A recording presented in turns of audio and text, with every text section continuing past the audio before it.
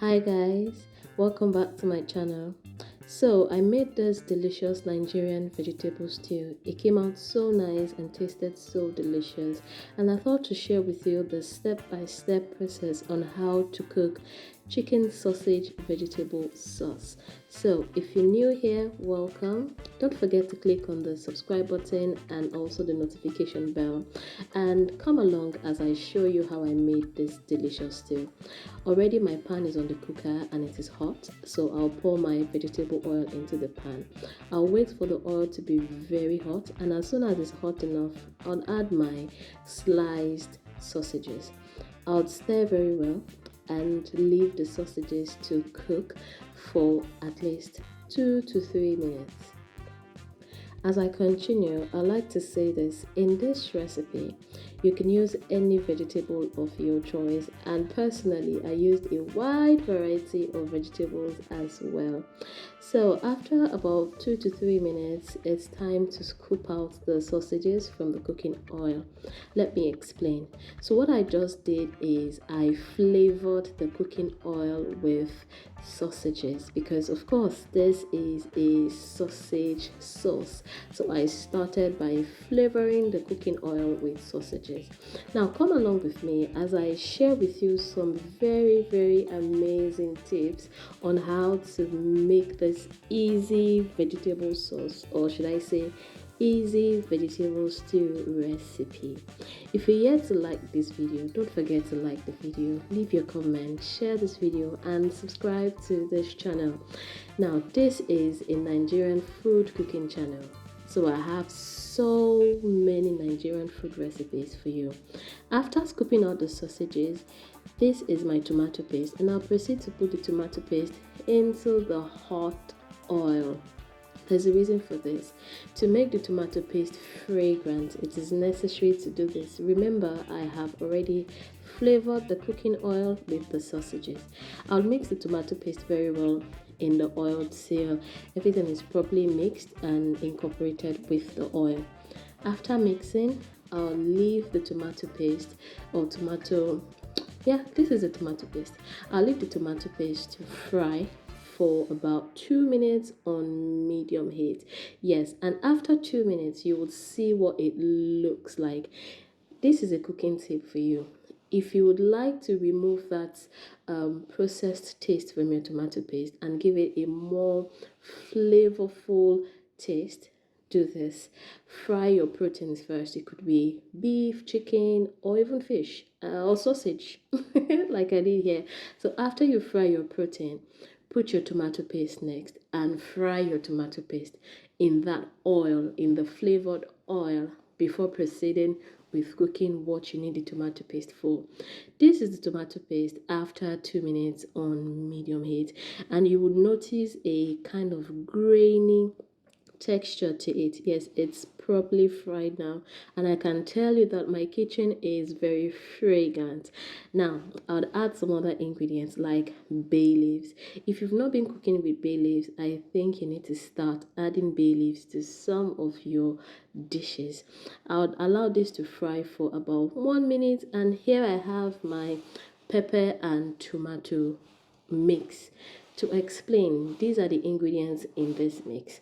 I added tomatoes, onions, 1 Scotch bonnet pepper, 2 red long peppers, and 2 bell peppers.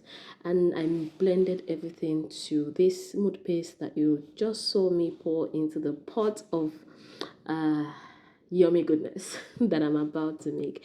Anyway, after pouring, it's time to add some other ingredients like seasoning cubes, and I'll be using 2 seasoning cubes for this recipe.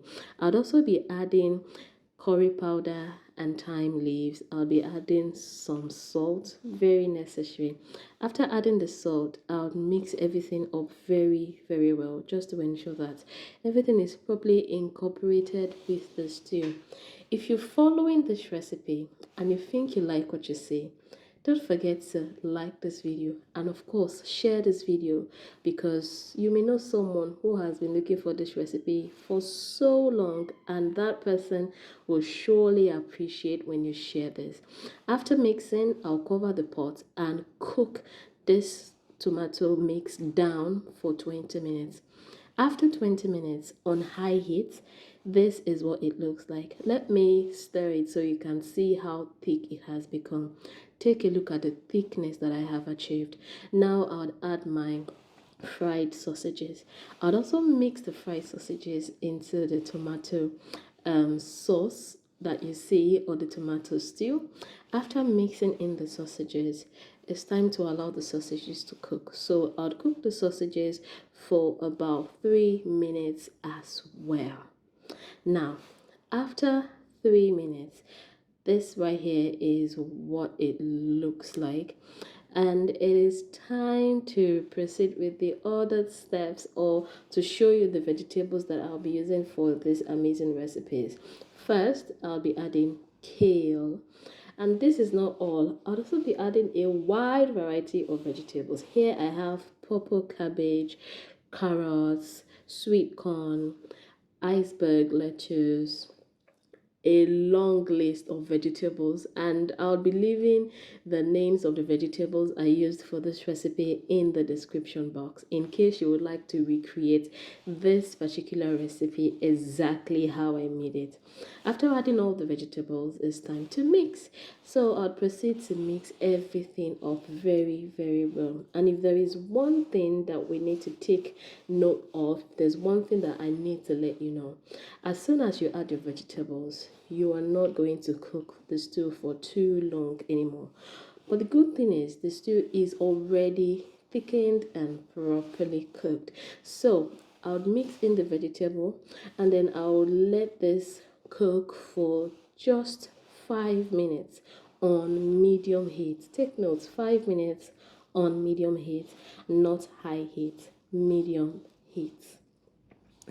Now, let me tell you some of the popular ways or popular food combinations for this sausage sauce, or shall I say chicken sausage sauce.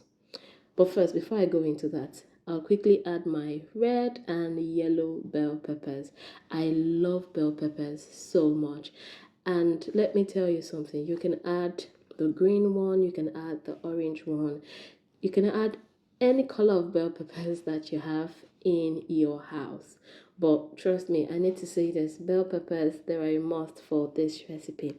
Now, one popular way to enjoy this sausage sauce is sausage sauce with pasta. You can also eat this sausage sauce with rice. My vegetable stew is ready. Take a look at this pot of yummy deliciousness.